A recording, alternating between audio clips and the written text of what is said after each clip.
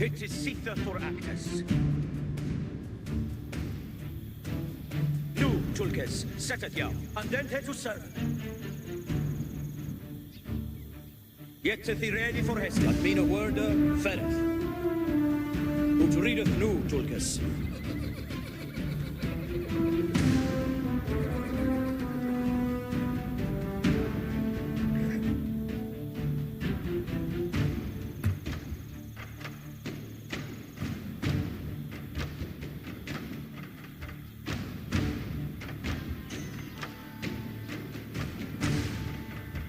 Look at jou be thee ready, shall lede jou.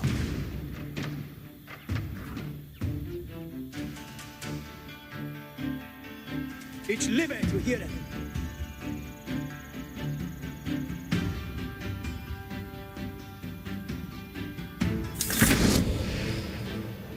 It is Sitha for Actus, fourth warde freckes, mid baldenes.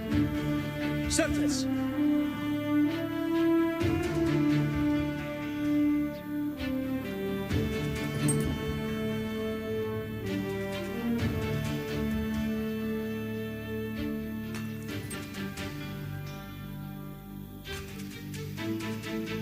Readeth nu, Tulkes.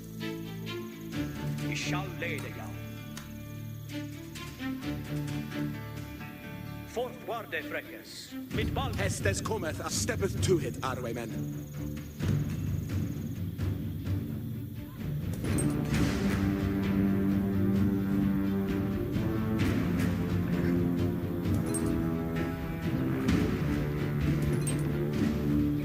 Tulkes, setet jou. Ad mina worda, fereth. Fourth warde freckes, mid baldenes. Ad mina word, fereth. Ut readeth nu, Tulkes.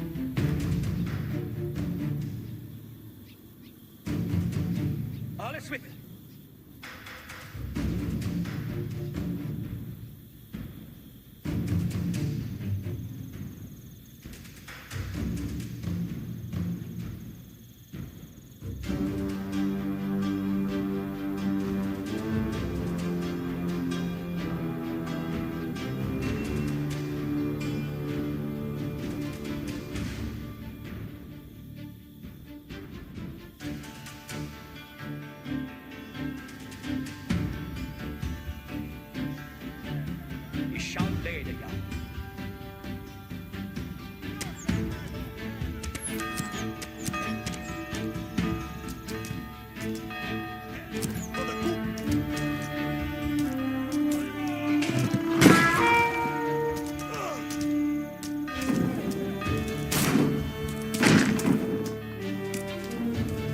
Yetteth I ready for Hestes.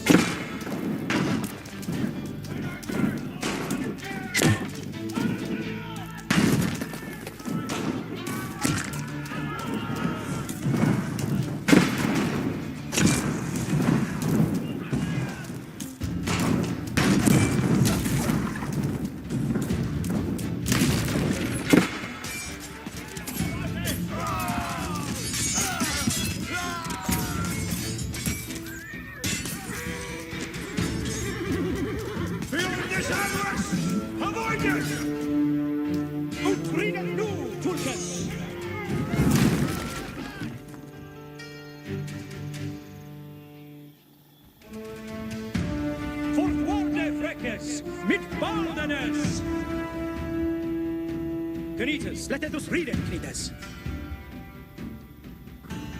Look at jou be it ready, freckes. Duce is none borden.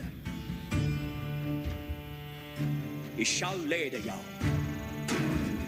Andente to serve it. Fourth warde, freckes, mid baldenes. Duce is none borden.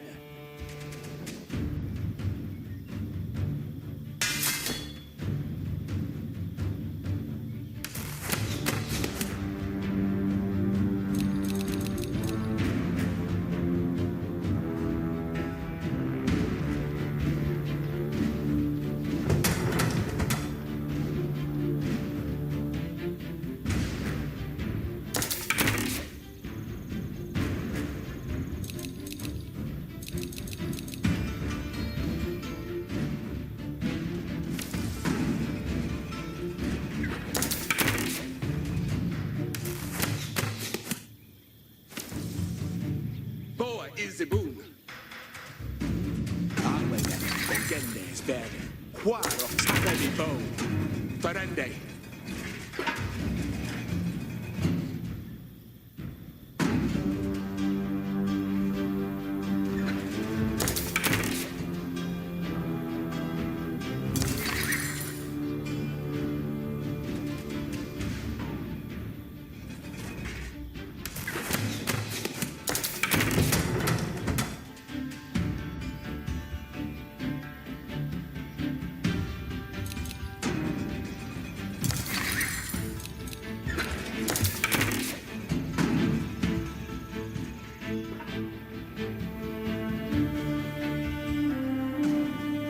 Freckers, intended no.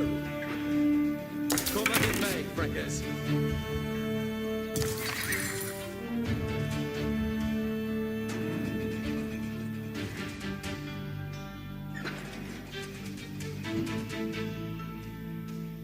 Look at your weird red. All is with it.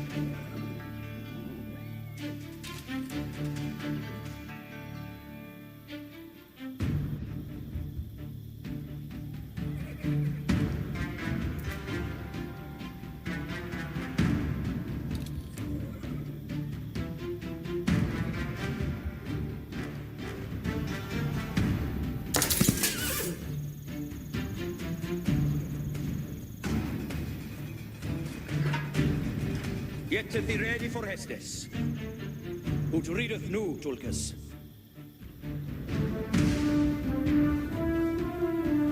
At me no word, Fereth.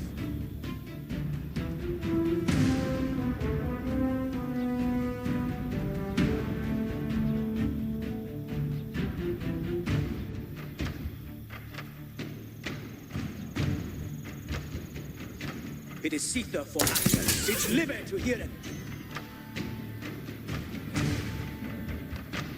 Ut readeth nu, Tulkas.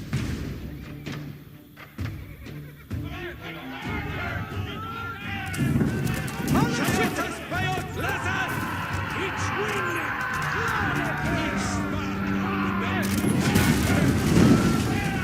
At me no wonder! Farewell! Certes.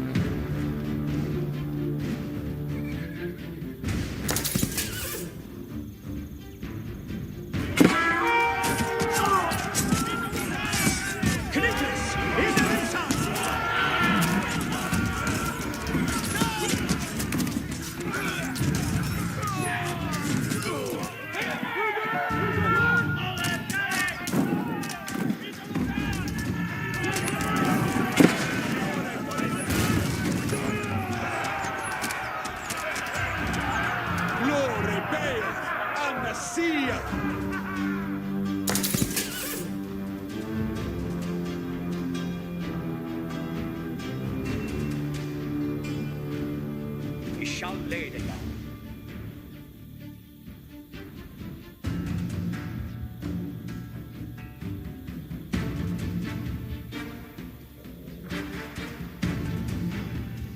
Certes.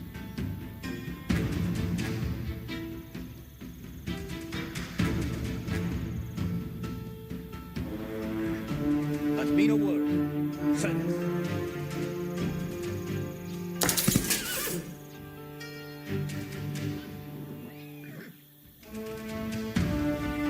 It's liber to hear it. Andente to servant.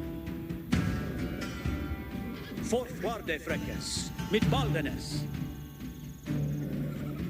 Dute is none borden.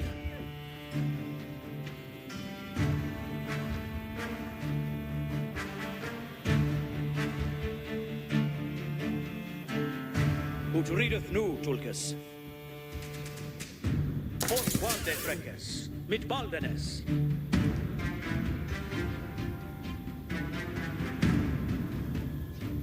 He shall lay the young. Certes. All is with him.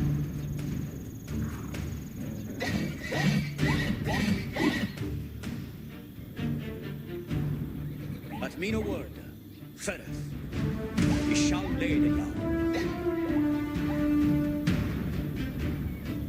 Warte Freckes mit Baldenes. Und redet nu, Turkes. At mina worde ferreth. Fourth Warte Freckes mit Baldenes.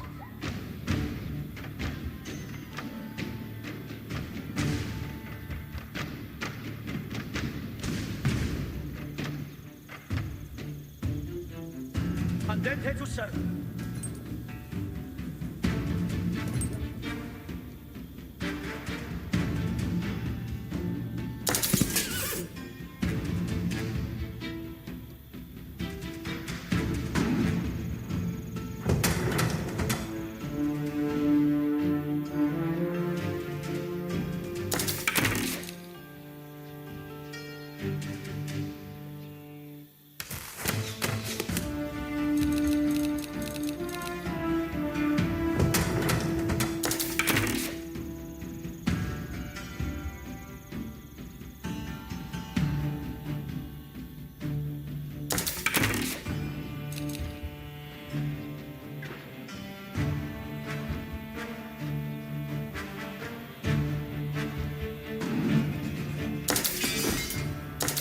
Yahweh Shetton.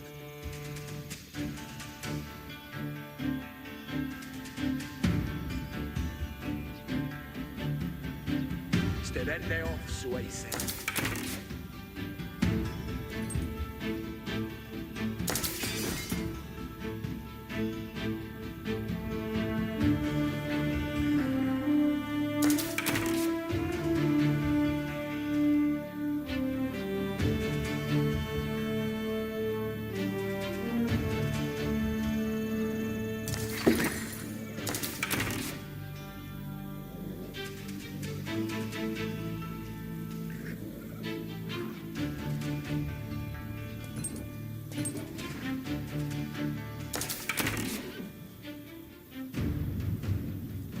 Nu, Turkes, sättet jag. I skall leda jag.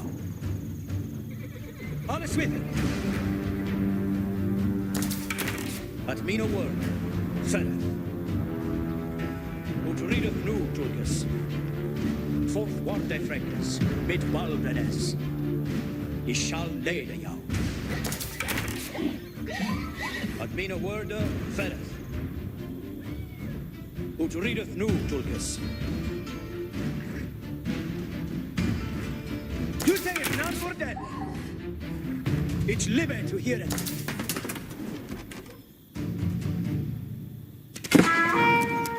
We haven't been again! Look at me ready for this.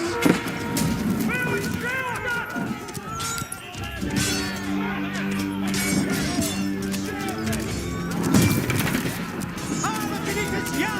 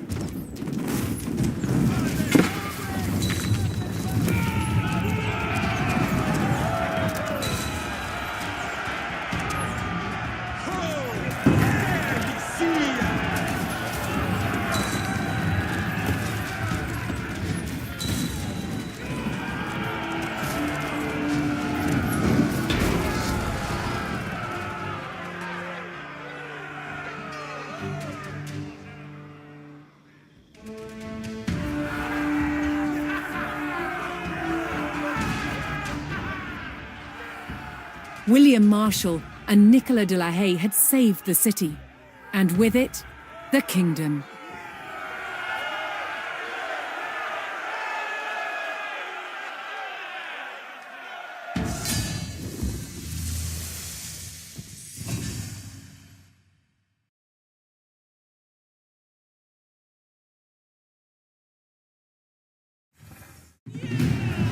William Marshal's success in retaking Lincoln was an overwhelming victory for the Royalists.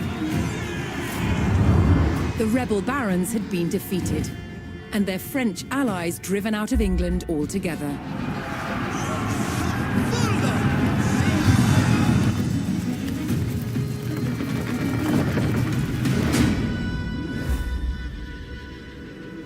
William Marshal now focused on creating a stable kingdom for the young King Henry III.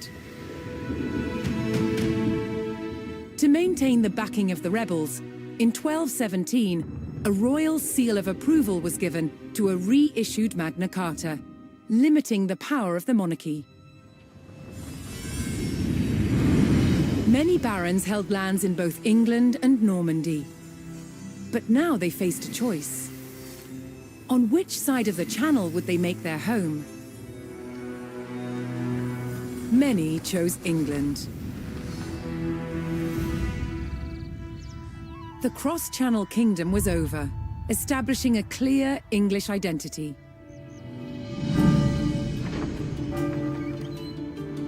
But the impact of the Normans on England's evolution is still felt today. Almost 1,000 years later, the surviving Norman castles and cathedrals still dominate the landscape.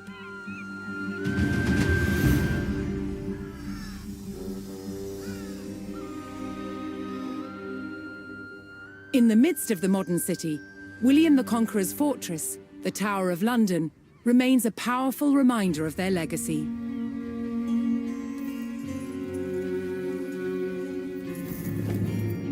But it's the unseen influence of the Normans that endures.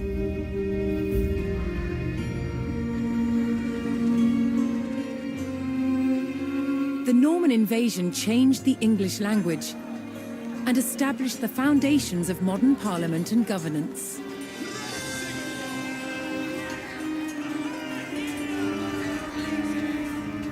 And it's all because one man, William the Conqueror, claimed the English crown that he believed by rights was his.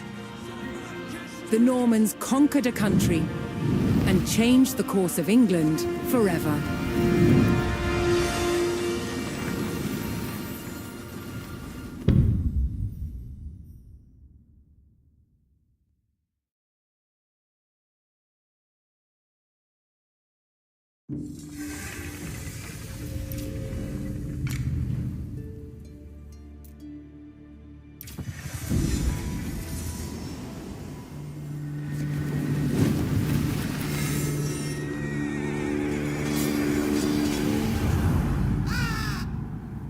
Some events leave a deep mark on history, but none on the land.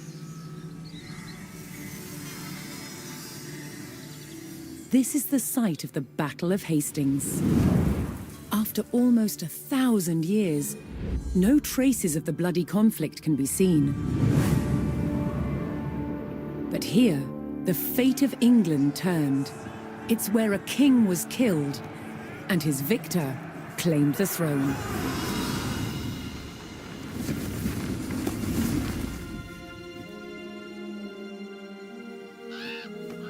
October 14th, 1066. We know what happened here on this day, thanks to this. The Bayeux Tapestry. A carefully preserved, illustrated record of events. It shows the main players. Harold, the newly crowned Anglo-Saxon King of England, and his challenger, William, Duke of Normandy. William claimed the previous king had promised him the crown. So, he assembled an army and prepared to sail to England to fight King Harold for the throne. But a storm thwarted his plans. Meanwhile, Harold discovered that a Viking invasion had landed in the north. Another threat to his crown. So he raced to fight them. In France, William waited for the right conditions to sail across the Channel to England.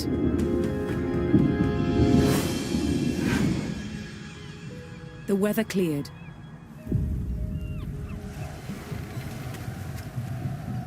He seized his chance.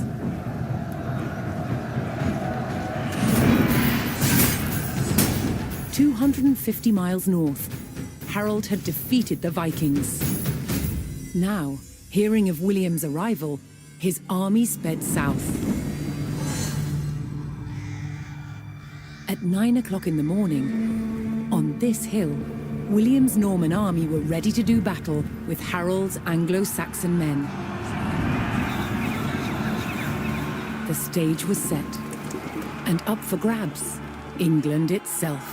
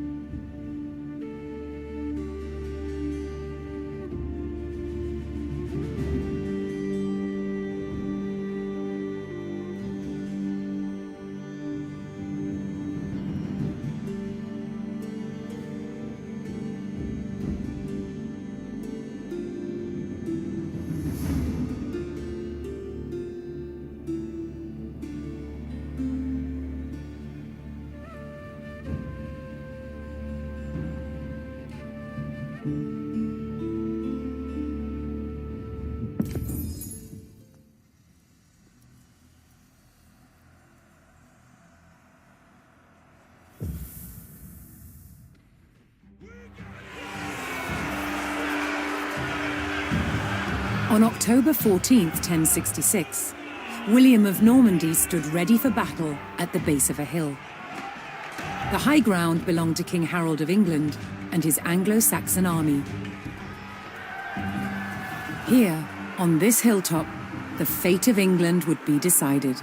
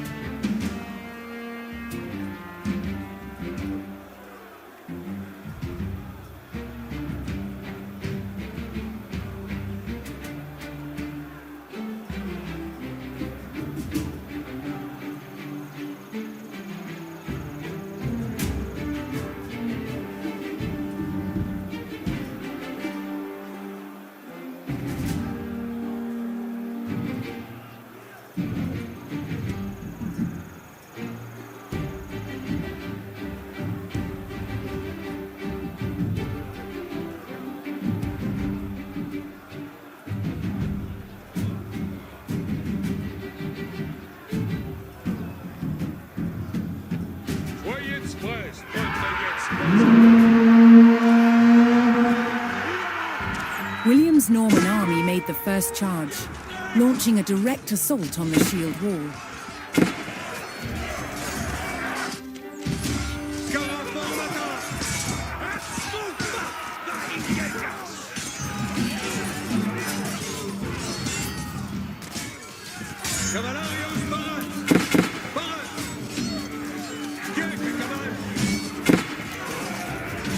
Though William's army fought fiercely against the shield wall, it would not yield. As one man fell, another took his place. Overlapping shields in tight formation made for a near impenetrable barrier. Realizing his army could not break the shield wall, William called for a retreat.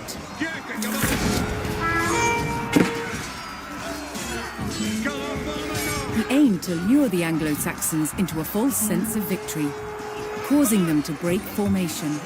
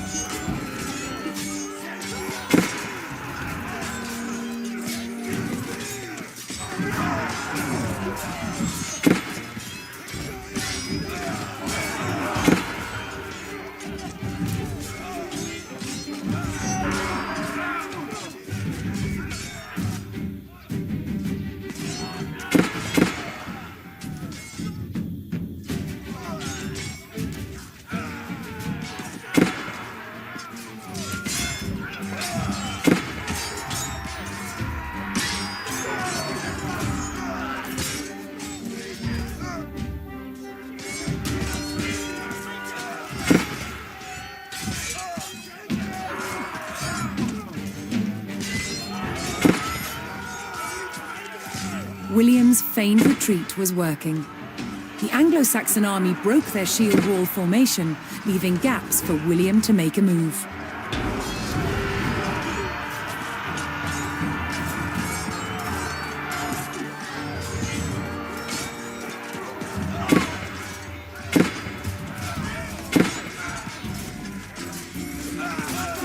With Harold's men no longer in shield wall formation, William could pick them off as they charged.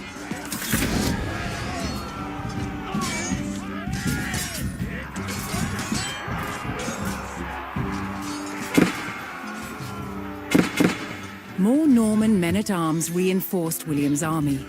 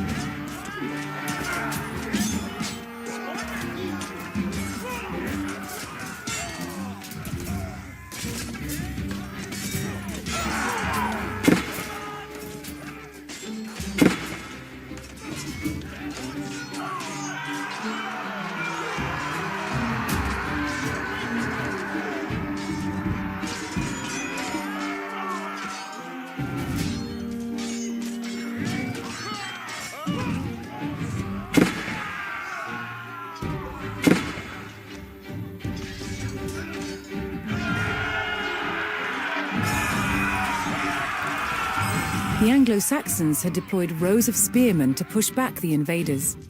But William had an answer. His sharp-eyed archers.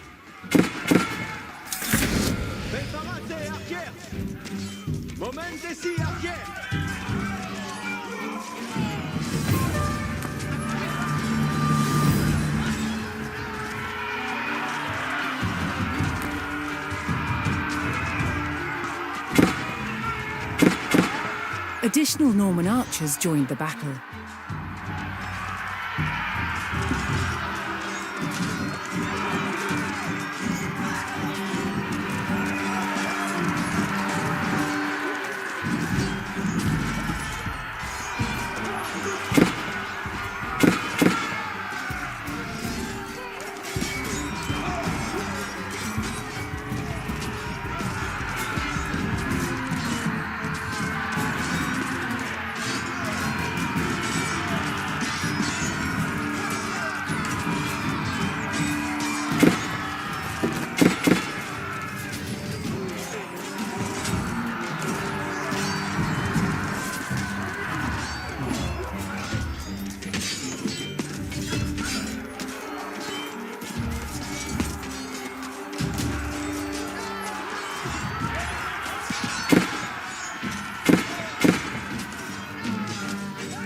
Anglo-Saxon archers joined the fray, and the Normans' deadly cavalry readied to charge. But first, William's forces had to eliminate the enemy spearmen, whose sturdy polearms could easily bring down a horse.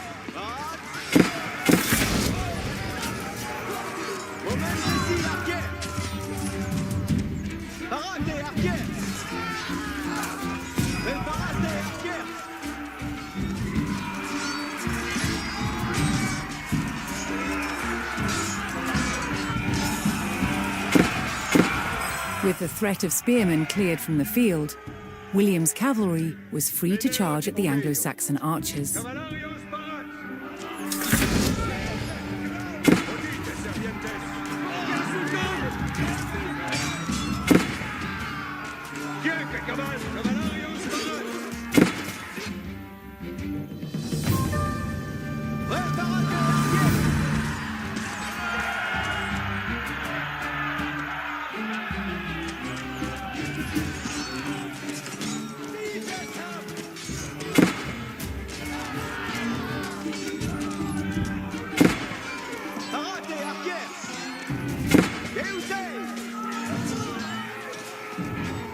More Norman cavalrymen took to the field.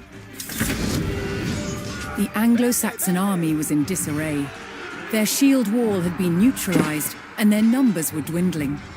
Now the only thing standing between William and victory was King Harold himself.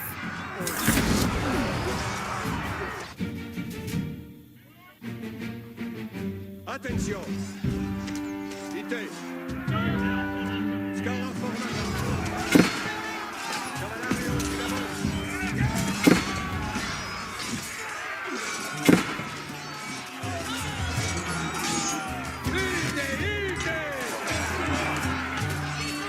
The last of Harold's men encircled their king, prepared to lay down their lives to save his.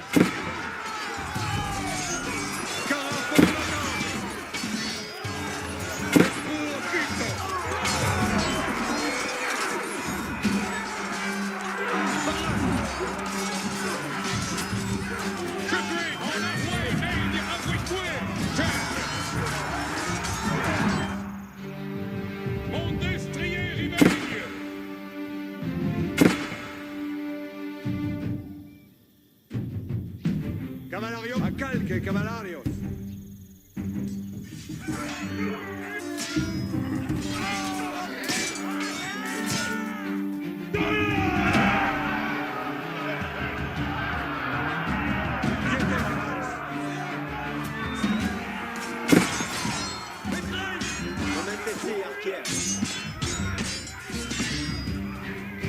Sì. Allez.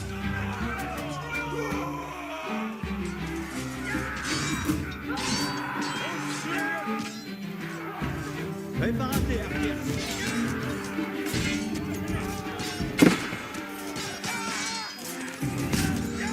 Bene, bene.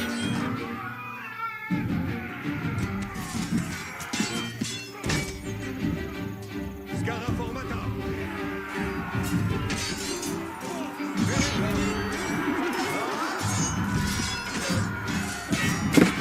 Este seguita.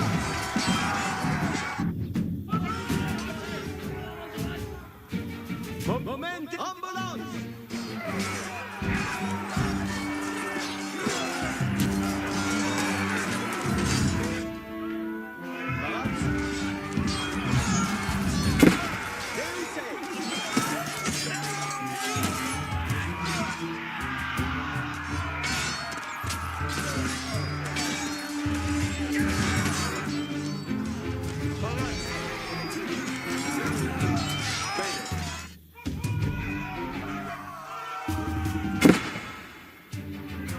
Odite, zitto.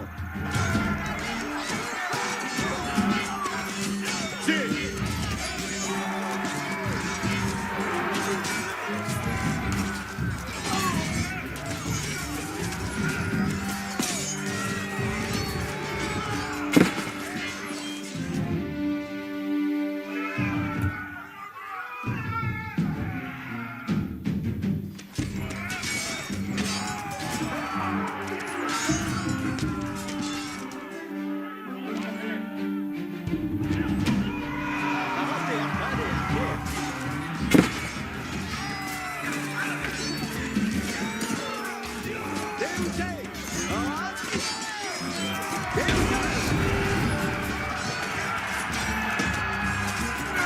The Anglo-Saxon King Harold had fallen. In the confusion, some loyal soldiers fought to the death, while others scattered in panic.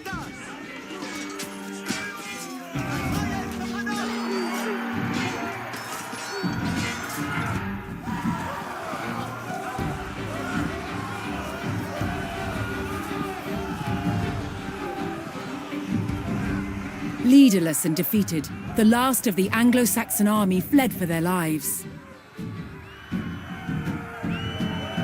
The Normans celebrated victory over the English king, but William's quest to rule England was just beginning.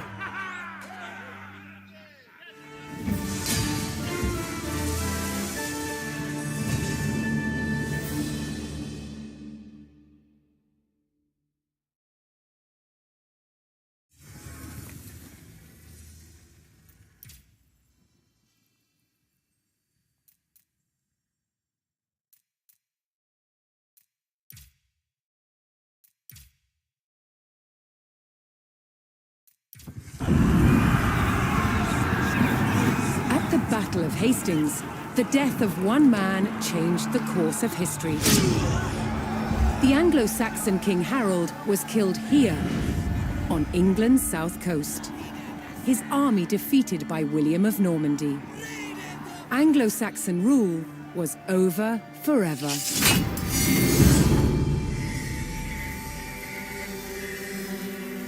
At Westminster Abbey on Christmas Day 1066, William was crowned the first Norman King of England.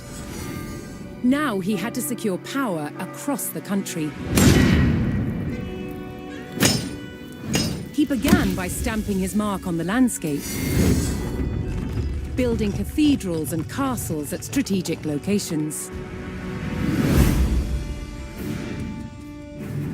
Nothing like them had been seen in England before. They reminded the Anglo-Saxon population exactly who was in charge. But not all were content with living under Norman rule. Anglo-Saxon revolts broke out across the country. King William acted quickly to crush these rebellions. But there was one region where dissent was spiraling out of control: the north of England. In 1069, a group of lords from Northumbria formed an alliance with Viking invaders. Together they approached Norman-held York, a large city with an important cathedral, still protected by ancient Roman walls. But the walls couldn't save York. The city and the castle fell to the rebels. William's new kingdom was under threat. He had to get the city back under Norman control. William had no choice but to order his men north. But as the Norman forces set off on their long march towards York, how much resistance from the rebels would they encounter?